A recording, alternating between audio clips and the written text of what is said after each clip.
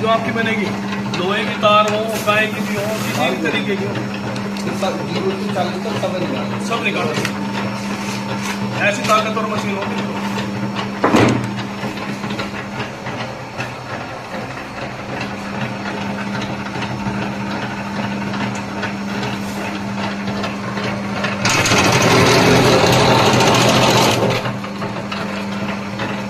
ऐसे निकालने की बात है।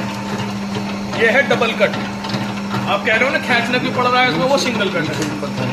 हाँ ऐसे निकाल देंगे।